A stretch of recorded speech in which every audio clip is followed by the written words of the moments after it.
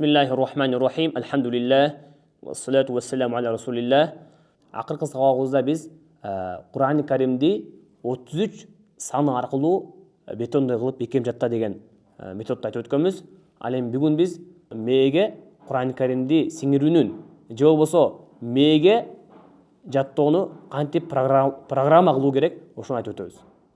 Тагыраак айтканда сиздин мээңизге программа ачып туруп, файлдар ачып туруп, кантип ошо Кур'ан-ы Каримди киргизебиз, мына ошол туурасында кеңири айтып өтөбүз. Сиз билесизби?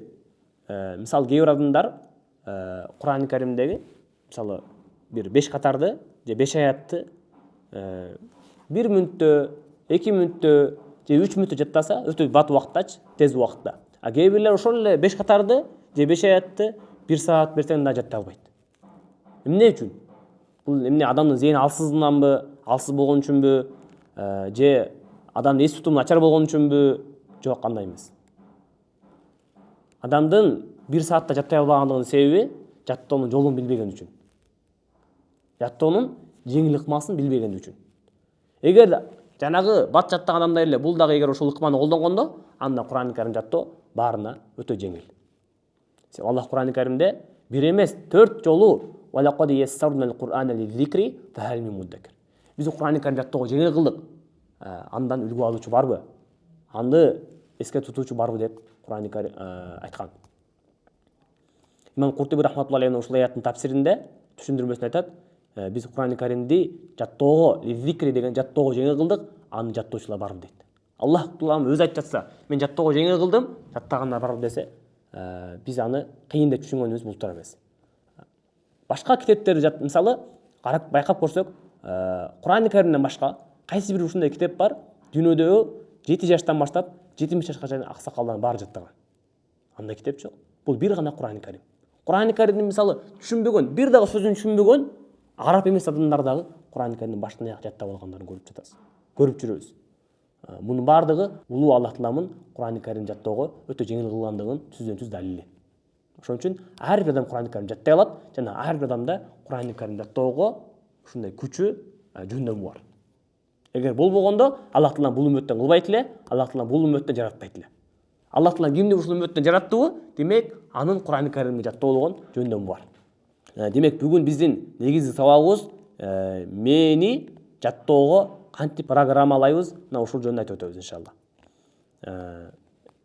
Демек, эң негизги себеп Кур'ан-ы Карим жаттоодогу кыйынчылыктагы эң негизги себеп адам жаттоосундагы зээн начарлык эмес, балким мээни туура иштетпегенде. Эгер сиз дагы мээңизди туура иштетсеңиз, туура багытта жаттасаңыз, туура негиз жаттасаңыз, анда бат эле жаттап аласыз иншалла. Бүгүн биз ошол кантип Куранды жеңил жаттайбыз, мына ошол жөнүндө кеңири айтып өтөбүз иншалла. Эң биринчи алиф ба толкундар жана алтын убакыт жөнүндө айтып өтөбүз. Адам качан эрте менен таң эрте ойгонгондо адамдын мээси 20 мүнөттөн 30 мүнөткө чейин альфа ритмде иштейт. Альфа ритм дегени бул фильтрсиз сиздин мээңиз маалыматтарды кабыл алат. Пайгамбарыбыз саллаллаху алейхи ва саллям өзүнүн берекелүү хадисинде айткан: "Аллаху барик ли уммати фи букуриха". Аллах Таала менин үммөтүмдүн таңкы убактысына береке бер деген. Демек, адамдын таңкы убактысына береке бар, биринчиден. Экинчиден, адамдын мээси ошол убакта эң таза болот, башка бир чачап калган эмес, эң уктап турганда мээ эс алып, ошондуктан мээ өтө жакшы иштейт. Эгер сиз ушул убакытта жаттаган мисалы 5 эле мүнөт сиз Кур'ан-ы Карим окуп өтсөңүз, башка убакытта, мисалы түштөн кийин же кечке маал 1 саатта жаттай албаган сабакты сиз 5 мүнөт жаттап коесуз иншалла. Ошон үчүн каарылар ушул эрте мененки убакытты алтын убакыт деп аташат. Демек, Кур'ан-ы Каримди жаттоодогу эң биринчи, эң жеңил ыкма кайсы убакытта жаттоону билиш керек. Эрте мененки убакытта Кур'ан-ы Каримди ачсаңыз, демек адамдын мээси өтө тез кабыл алат жана Аллах Таалам ошол убакытка береке койгон. Башка убакытта, башка мезгилде кыла албаган, 2 саатта кыла албаган, 1 саатта жаттай албаган сабакты эрте менен сиз 5 мүнөттө же 10 мүнөттө жаттап коесуз. Бул Аллахтын берекеси, Аллахтын жардамы. Экинчиси, эми жаттап жаткан кезде адамдын мээсинде файлдар болот. Файл кылып алышыбыз керек. Мисалы, Кур'ан-ы Каримдеги мисалы жаңағы амма етесәлін бетіндегі нәбә 30-шы параның бірінші бетін айтсақ, амма етесәлін бетін мысалы. Сіз ушул бетте ертемен аштыңыз. Эми кантип жаттайбыз? Алгач ушул бетти 3-кө бөлүп алыңыз мисалы. Bir бет жаттасаңыз, бүгүнкү сабагыңыз сиздин 1 бет болсо, 3-кө бөлүп алыңыз. Демек сиздин мээңизде 3 файл болду. Башкы 5 катар, андан кийинки 5 катар, андан кийинки 5 катар. Мадиндардан чыккан мусафтарда ар бир бетте 15 катардан болот. Бул жаттаганга, карылага өтө ылайык басылган мусаф. Кур'ан-ы Карим. Демек, алгач биз ошол бетти 3-кө бөлүп алдык. Демек, сиздин мээңизде 3 файл болду. Биринчи 5 катар, андан кийин ортоңку 5 катар, акыркы 5 катар. 3-кө бөлүп алгандан кийин эми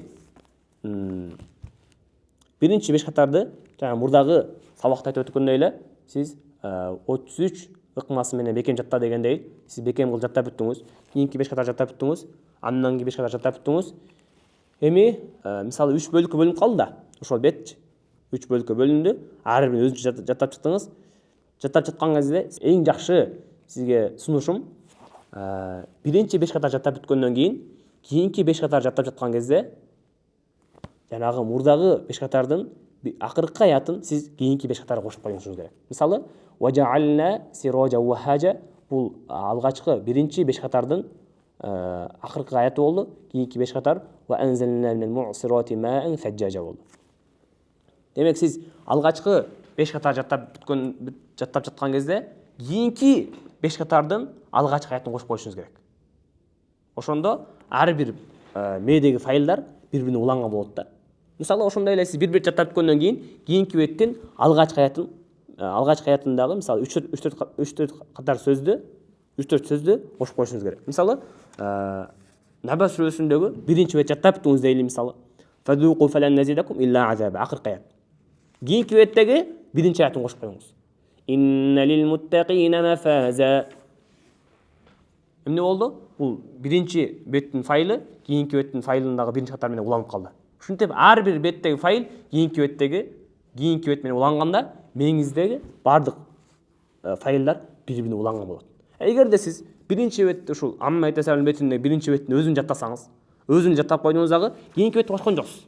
Анда эмне болду? Ар бир бет өзүн жооп калды дагы. Сиз кийин Наба сүрөсүнүн биринчи бетинден мисалы бирөө окуп бериңиз деп намазга чыктыңыз дагы окудуңуз дагы экинчи бетти таппай калдыңыз.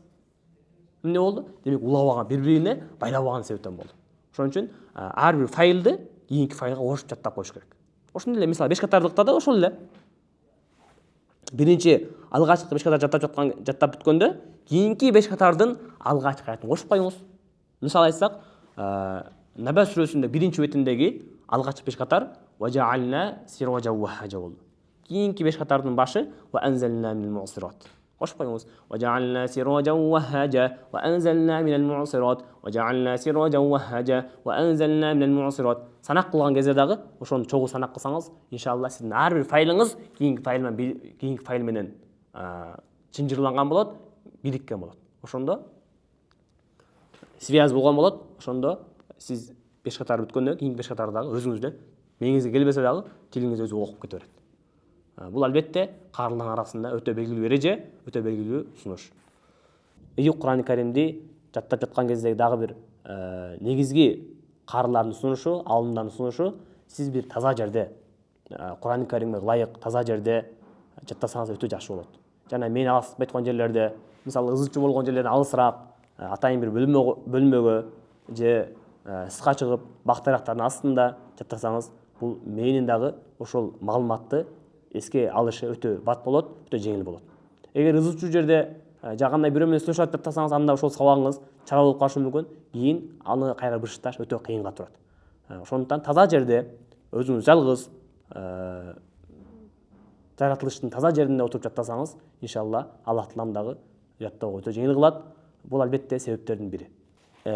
Ошондой эле жаттап жаткан кезде, мисалы мээңизге бир аз нагрузка келип кыйналып жатасызбы?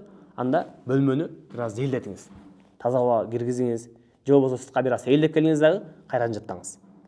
Мына ошондо мээңизге да нагрузка келбейт жана кийин ошол нерсени улап кетүү да өтө жеңил болот.